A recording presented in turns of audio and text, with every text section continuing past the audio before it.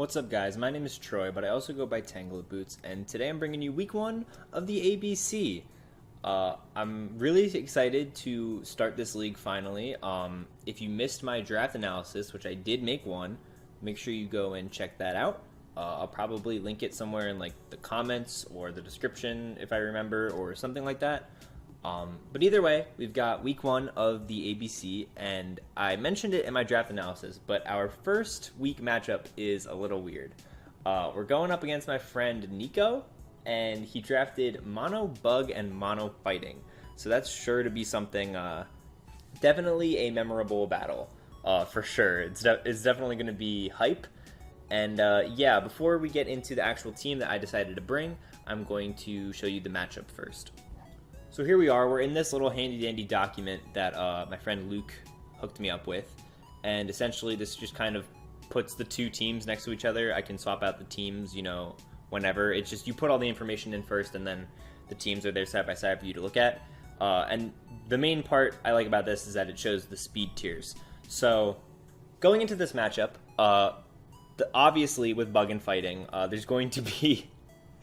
all right, hold on. I just need to take a second. Nico, it's amazing that you drafted bug and fighting. That's so cool to me. But anyways, yeah, so the interesting thing about it is that he's going to be very weak to flying type. You know, they're both super effective weak to flying type, so that just opens the door for my two flying types, Salamence and Togekiss, to put in a lot of work.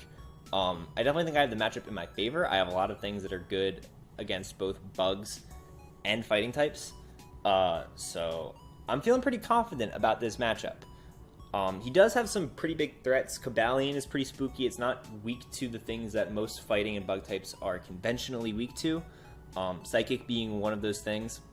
Another issue is the Masquerain. Now, if you guys didn't know, Nico loves Masquerain, the Messiah. That's what he calls it. It's one of his favorite Pokemon, and it really is pretty good. Like, you don't think about Masquerain, but like it did get a huge buff, and like anything with Quiver Dance can be a threat.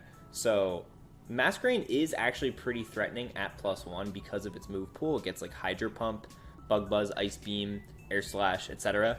So I really do have to be careful about Masquerain. I also have to be careful about Sticky Webs. Mega Medicham under Sticky Webs kind of tears through my team. And so I need to be very wary about that. Now, granted, I have ground immunities, so Salamence and Togekiss are off the ground, and they will be able to, you know, not be impacted by the webs, but it still hurts the rest of my team. And so it's not something I want to deal with too much. So I'm going to try to build my team around the fact that I think he might bring webs, just because it's a strong suit of his team. Mega Medicham in general, by the way, is just really, really spooky for me to face. Just the fact that it's Mega Medicham, like that thing hits so hard. So I really need to be careful about that as well, because I don't really have great switch-ins to it. And so now here we are getting into the actual team. I'm trying to go through this really quickly just because, you know, I'm trying to make these videos really quick. I'm also trying a new setup here. I'm recording this on my laptop, so we'll see how this goes. But anyways, getting right into the team builder. I started on my team building process with Scizor. Even though I mentioned those two flying types, I knew Scizor was something I wanted to bring, mainly because Bullet Punch was really nice, because fighting types and bug types, both of them don't resist steel. All the things that are going to be resisting steel are basically going to be dual types. So if we actually go back here to the matchup really quick, you'll see that steel resists are basically Cobalion and Araquanid. Because even like Heracross, like I said, like bug and fighting, neither of them resist. So I'll be able to Bullet Punch Heracross. I'll be able to Bullet Punch pretty much everything here. And not a whole lot of things here have really great defense. Like, even Mega Medicham, who's like a great Pokemon all around, takes a lot from a Bullet Punch, especially with the set I'm running. So Cobalion and Araquanid will be the main two challenges. But, so I was thinking about that. I've got Aerial Ace here on Scizor, because like I said, flying is so good in this matchup, and it's Technician boosted, and I have just enough speed here, 168 speed EVs, which will help me to outspeed Kinkeldurr at base 45 if he ran Jolly for some reason. That also means that I will be able to surpass Vikavolt and Araquanid. So I'll be able to outspeed Araquanid even if he's like Jolly for some reason. I could see Jolly working if he had webs, because then, you know, the speed investment is actually helping him, because the faster he is and the slower I am, you know, he could be able to outspeed some things. But essentially, yeah. the idea here is that Aerial Ace will be able to cut down Kelder, Araquanid, and Vikavolt, things that might take a Bullet Punch. But Bullet Punch, especially at +2, since this is a Swords Dance set, should be able to put in a lot of work. And then Roost is just to keep me healthy. And you'll see I actually have, like 1 or like 2 points removed from attack into HP. That's just to guarantee more Leftovers recovery and less Stealth Rock damage in terms of like the way the math works. Yeah. Moving right along, we've got Togekiss here. Air Slash, Dazzling Gleam, Flamethrower, and Ancient Power. This is a Choice Scarf Pokemon, and basically I realized flying moves are so good, I might as well have something that can spam flying moves that is going to be faster than pretty much the rest of his team. I wanted to lock in at base 80, like max speed Timid, because I did want to be able to speed tie a Masquerain after a Quiver Dance. But beyond that, I'll be able to outspeed pretty much non-Scarf everything on here. Non-Scarf, Heracross. I won't be able to handle Venomoth if it does Quiver Dance, so that is a bit of a concern. Togekiss is definitely weak to that thing. I'm not too scared of Vikavolt, especially because, like I said, it can't outspeed me if it's Scarfed, because I'm Scarfed. But anyways, yeah, so I have Air Slash and Dazzling Gleam. That pretty much hits everything. It doesn't hit Cobalion, but it really does hit everything else. Dazzling Gleam is ideal if I don't want to risk the miss from Air Slash, but most time I've seen myself spamming Air Slash. Flamethrower is for that Cobalion, and Ancient Power is actually for that Masquerain. Ancient Power, I mean, it could come in clutch in some other ways too. I basically just needed a last move, and I saw it working better than Hidden Power Rock, obviously, because I'm not going to be using, like the difference in PP doesn't matter, and I might as well try and get a boost while I'm at it, especially since I have Serene Grace, 20% chance instead of 10% chance, why not? Moving right along, we do have the second flying type here, Salamence. Tempest the Salamence. Oh, by the way, I haven't been shouting out these nicknames. I have Zero the Scizor back. Shouts out to my Owl Scizor. I have all different names for my Scizors, but Zero is the one that I was using in Owl. Benedict Togekiss, and yeah, Tempest the Salamence. This is just a typical Dragon Dance Moxie Salamence. It's got the Flynium Z with Aerial Ace. I didn't want to run Fly just because I would rather get my attack off immediately. I don't want him to have any chance to maybe position something. And I don't know, I just, especially with Quiver Dances as a possibility, I don't want to have to basically take 2 turns to do something that would normally just take 1 turn. Like, Fly means that if I use Fly, he could predict that and go for Quiver Dance, and if I use Fly on the second turn and he's Focus Sash and then he gets to +2, now all of a sudden he might outspeed me, even if I had already Dragon Danced. So that's my reasoning behind Aerial Ace instead of Fly. I know Fly has so much better base power. Fly can also miss, that's another problem I had. But yeah, I realized that Aerial Ace and Earthquake pretty much handles everything. Aerial Ace is going to be able to hit, like I said, all these different Pokemon. I haven't mentioned Silvally, but I pretty much do expect it to be Fighting or Bug, just because I don't expect Nico to draft this entire team around Fighting types and Bug types, and then just bring, like, Fire Silvally or Steel Silvally. Like, he's not that kind of guy to do that. But yeah, essentially, after a Dragon Dance, I can put in some huge damage. I am max speed Jolly on this Salamence to be able to outspeed this Mega Medicham at base 100. I did think about, only speed creeping, say, like the Heracross or the Venomoth, but I need to be able to speed creep this Medicham just in case I need to come in and revenge kill it with the Z Aerial Ace. Just because, it's such a big threat, why would I, take up the opportunity to be able to maybe outspeed it in a 50-50 speed tie? And yeah, Earthquake will be able to pick up that KO on a Cobalion. The only thing I don't hit super effectively on here is Vikavolt, but I'm not too concerned about that because I do feel like the Flynium Z could come in handy. And like I said, with Moxie, just as long as I get the +2, Salamence is pretty much prime real estate to sweep in this game. Moving right along, we've got Espeon, Casper. You already know he's going to be shiny, rocking the choice specs. Now, you may think I'm crazy for bringing Espeon against a team that is a lot of bugs, a huge amount of bugs. But bugs don't resist Psychic. And if you look at his team, I actually outspeed all of it naturally. So I figured it was worth the risk, even if he does have Quiver Dancers. My second reason for bringing Espeon is that I can play a little bit risky with it because I can use it to bounce back Sticky Webs if I feel like a Sticky Web is coming. That's kind of the advantage of Espeon in this game, being able to use Magic Bounce to its advantage. I have Psyshock and Psychic, depending on the situation, just because Psychic Spam is so good. There's no Dark type, and there's no resist, actually. There's not a single resist on this team, because Cobalion, being a Steel type, would be your resist, but he's a Fighting type, so it's not going to fly. I do have Shadow Ball as another one of my moves. Shadow Ball allows me to revenge kill the Mega Medicham as well. I definitely was scared of that thing. I know I don't really have good defensive answers, so I thought I would need to bring offensive answers this game. And now I basically have 3. I have a Scarf Togekiss, I have a Speed Tying Salamence, and then I have now this Espeon, which naturally outspeeds it. My last move is Baton Pass. Again, this was a case of me not really having anything that fits that last spot perfectly. I really only see myself spamming these Psychic moves and then maybe Shadow Ball for the Mega Medicham.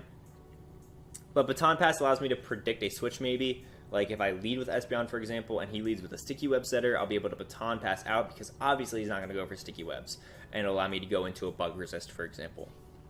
Moving right along to the 5th spot, we have Rotom Wash making a debut. Warranty, that's the name we're rocking out with. With Hydro Pump, Volt Switch, Defog, and Pain Split. This is a very basic Rotom Wash. My reasoning was basically because I needed a Defogger just in case if Rocks and Sticky Webs got obnoxious. Specifically the Rocks, because I have 2 flying types this game.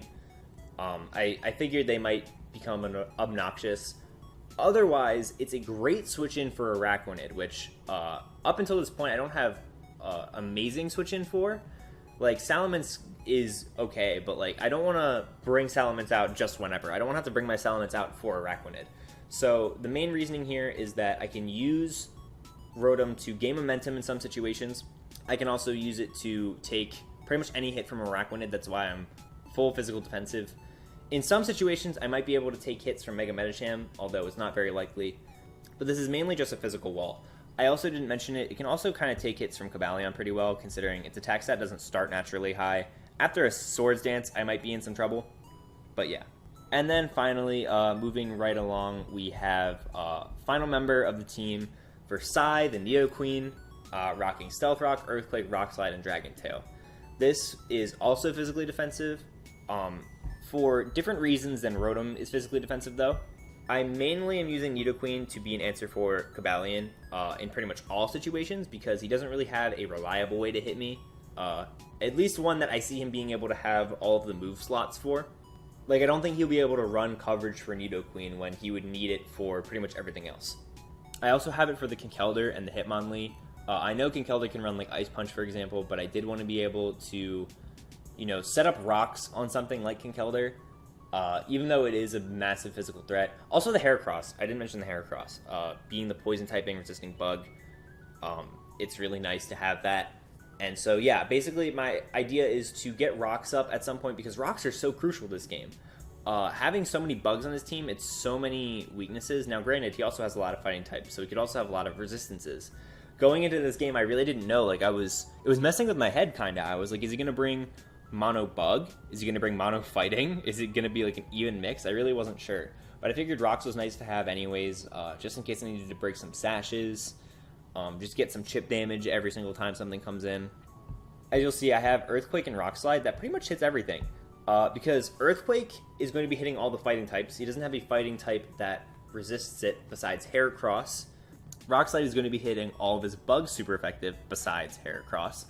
And then I have Dragon Tail as the last one just to get some phasing, especially because there's the chance of taking 50% off on a Masquerain or 25% off on a Araquanid.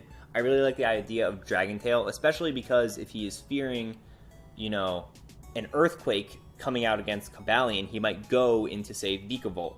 So then he takes the 25%, then I Dragon Tail him out, and he'll have to take another 25% the next time he comes in. Plus, I always just feel like I have a point to prove with Nidoqueen. I feel like people don't use its physical move pool enough, and so I like to use it whenever I can. The HP here is similar to Scizor, where I basically just put just enough HP into it to make sure I get maximum recovery out of Black Sludge. The rest just went into bulk investment. Of the last 64 points I didn't need to use went to special defense. And so yeah, this is the team. I feel pretty confident going into this game. I like the team that I'm rolling with a lot. And yeah, with that being said, let's jump over into the replay. So here we are, week 1 of the ABC, and this is the teams that got brought. I just went over my team. And then here we have Nico's team. He brought a lot of things that I expected. Definitely the Kabalion and the Medicham I expected. I definitely just also expected Masquerain just because it's Nico. I'm really surprised and actually relieved to see that Araquanid and Kinkeldurr are not here. Two big threats that I was definitely scared of. In their place, we have Venomoth, which is kind of scary with the Quiver Dance, and then Vikavolt, but I do have an electric immunity, so I'm not too worried about that. Silvally is also there. I'm honestly really not all that concerned about Silvally, especially because I'm pretty much expecting it to be a bug type or a fighting type Silvally. If he decides to bring like Steel Silvally and just throw me for a loop, like so be it. It's my own fault for just expecting it. But yeah. So looking at this matchup, or at least my thought process was at the time, I'm looking and I really don't see a reason not to lead Togekiss. Scarf Togekiss, like I said, can put in so much work, and just the flying resists are not there. I didn't want to lead Salamence just because Salamence is intended to be my late game sweeper. I want to save it for as long as possible, bring it out at the appropriate time. I don't want to go for the sweep turn 1 because you never know what might happen. So I thought Togekiss was a lot safer because it outspeeds everything naturally. I don't have to risk any speed ties. And I can throw off an Air Slash on pretty much anything. So that's going to be my reasoning going into this game. And as we're going to see, he actually leads off with Kabalion. And that's not exactly a good sign for my Togekiss. And I thought about it for a long time, and I realized that Air Slash is obviously not going to pick up the KO. Now, I could try for the Air Slash flinch, but it's not worth the risk, especially when this is a Steel type and I'm a Fairy type. He could put in some big damage on me. So I'm unfortunately going to have to switch turn 1, going right into my Nidoqueen. This covers the Volt Switch play, as well as the Iron Head, which we see, but luckily I'm physically defensive. And this is going to give me a chance to set up my rocks. Fortunately, we don't see any Substitute or any Swords Dance or anything like that, but unfortunately we see this huge monster, Mega Medicham. Now, on this turn, I had a lot of thinking to do because I really don't have a great switch-in to this Pokemon. I had to think really hard, and basically I kind of had to pick a sack already at turn 3. Because the situation here is that I could predict. I could go like into Scizor expecting the Zen Headbutt, but it's not exactly that simple because there's nothing stopping him from just throwing out a high jump kick. Or like there's nothing stopping him from throwing out an Ice Punch predicting Togekiss or Salamence. So basically, whatever I throw out here, there's a risk of it dying in 1 hit or 2 hits. So I did a lot of thinking, and I basically realized that Scizor, even though he's a great late game sweeper with Swords Dance, is probably my most sackable Pokemon.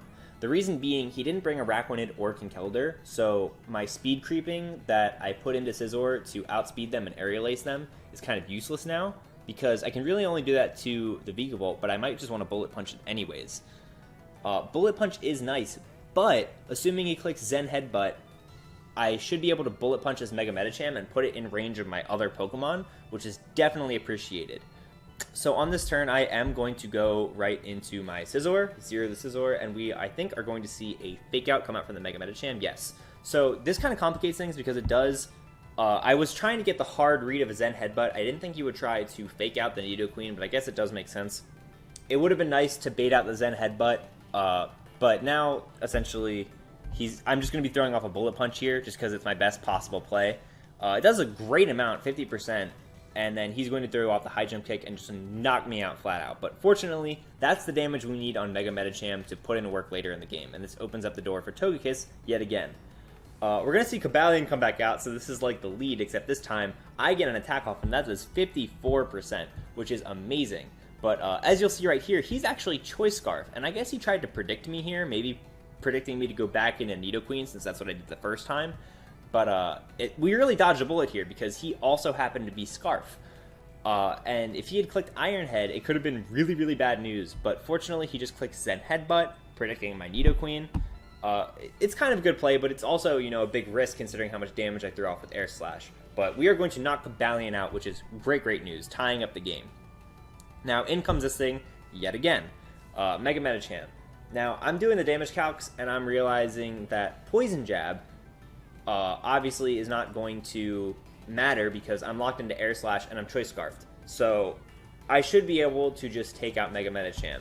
Now, he's going to throw off a Fake Out, which I kind of expected him to do. I think his plan was going to be to Fake Out Togekiss in order to just bring it down, whittle it down that way, which would have been kind of smart. He could sack Silvally after this and then bring in Mega Medicham again, something like that. but I totally forgot about Bullet Punch. I actually thought about it during prep, but I forgot to calc for it. I was just focused on Poison Jab for some reason. So he's going to throw off a Bullet Punch, and it's actually going to take me out. I was like just out of range of that being a roll, meaning like he was going to kill me no matter what, I think, at that range. But if I had taken a tiny bit less damage from the fake out, I could have lived that, but it doesn't really matter. Togekiss is really good for this game, but I don't necessarily need it to win. This, though, is going to give me an opportunity to go into Espeon, and I'm looking at it, and a Choice Spec Psychic is not looking too good for my boy Nico. So he's going to go into Vikavolt, and this thing just goes down immediately. Like, not even a question about it. That thing is gone. His next answer is going to be the Mega Medicham, and I obviously am expecting the Fake Out here. I don't want Espeon to take Fake Out damage, because it's going to be monstrous. Rotom isn't really doing much in this game, so I don't have much of a problem sacking it off here. It is defensive, so it might be able to live a hit or bake out a high jump kick miss, but there's no guarantee. But anyways, he goes into Silvally.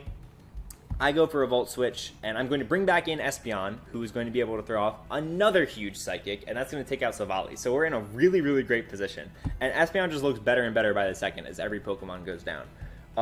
This is going to bring in Medicham again, and I am just going to go into Rotom again because, like I said, it's my most sackable Pokemon here, and it is going to bait out the high jump kick miss here. So that was my reasoning for going for it. It was my sack, so it's unfortunate for Nico that happened. He definitely could have done a lot of damage or even taken out my Rotom, especially because I switched it into that high jump kick. If he took the high jump kick damage on that turn, then I definitely would have died the next turn because he would have outsped me. So it is unfortunate for Nico, but it's why I made this play to begin with, just in case he makes a high jump kick miss. I was trying to sack this thing anyways, so yeah. But I'm sure it probably didn't feel good, especially in terms of differential. But this does open the door for two scary Quiver Dancers left. Now he goes into Venomoth here. I was actually a bit thankful because I was more scared of the Masquerain, to be completely honest. Venomoth is scary in its own right, though, and I did lose my Bullet Puncher, which is very unfortunate. So this game is looking kind of scary here. I'm wondering if he's going to go for maybe a Sleep Powder. I'm really thinking out my turn here. But essentially, he just throws off a huge Bug Buzz, which I'm very thankful for. I decided to just stay in with Rotom, and I figured I would Volt Switch to assess the situation depending on what he did on the first turn. If he went for a Sleep Powder, that means that I could have brought in Espeon, or even Salamence. Salamence would have been a great response to Venomoth if, he went for Sleep Powder, because without the Quiver Dance at +1, even if he had Hidden Power Ice, if he was not +1, I don't think he'd be able to take me out. But since he's not +1, I feel very confident to Volt Switch out into my Espeon. I will be able to outspeed and kill one of these monsters, and he's going to allow me to kill this Venomoth. Definitely could have been really scary in the right situation, but now it's just the Messiah left, and normally the Messiah would have been so scary, but I outspeed with Espeon, and Espeon's going to be able to take it out, and that is going to be game. GG to Nico. He honestly did pretty good for the team that he has. I'm not trying to dismiss his team by talking. That kind of sounds like I'm talking down to it, but I'm honestly not. I really like the fact that he's using this team, and I think it's really fun. So I'm really glad that he's using it. He's a great guy, and I'm happy that we start off our ABC career with a win. It's 4-0. I guess some people could argue that it could have been cleaner considering I had such a good matchup. But honestly, I'm just happy that I won because it really was scary with a Mega Medicham and two Quiver Dance Pokemon. A lot really depended on how that turn went with the Venomoth here. Because, again, if he went for a Sleep Powder, especially because I decided to stay in, if he went for a Sleep Powder here, I would have had to go hard out into Salamence on the Quiver Dance, hoping that he'll have a Hidden Power Ice, and then be able to kill him with Aerial Ace, or maybe even Z Aerial Ace if I had to do that. But yeah, he ended up just being the kind of Venomoth that just throws off big damage. He went for, a Bug Buzz, which actually did a pretty good amount considering I was a bulky Rotom. But yeah, that was basically the deciding turn. At that point, he really couldn't come back once my Espeon came in. It was just going to be Psychic, and that was the game. But yeah, I hope you guys enjoyed watching. I hope I hope you don't even notice that I changed my setup. Like I said, I'm using my laptop instead of my PC. My laptop actually has better specs than my PC. I was just, I've been stalling on putting OBS on here to record things. I don't know why. It's taking me a while to get around to it. But now I have OBS on here. Hopefully it'll make recording easier. I'll be able to record more often because I have my laptop on me, whereas I don't carry around my PC. But yeah, I hope you guys enjoyed this video. Thank you guys for watching. Next week matchup is Checkmate. He has a mono poison team, so I fight both of like the mono teams back to back, week 1, week 2. So I kind of get them out of the way, but it's fun. These are actually really fun to prepare for because I'm bringing things that I wouldn't normally bring, like Psychic and Psyshock on Espeon with choice specs, or you know, Z Aerial Ace Salamence, stuff like that. So yeah, we are now 1-0, starting off strong, +4 differential, and Espeon got a lot of kills. It got 4 kills this game, so already proving Espeon's worth. Just in case, like I said, anybody's questioning that, Espeon, amazing Pokemon. But yeah, that's all I have, and I will catch you guys in the next video.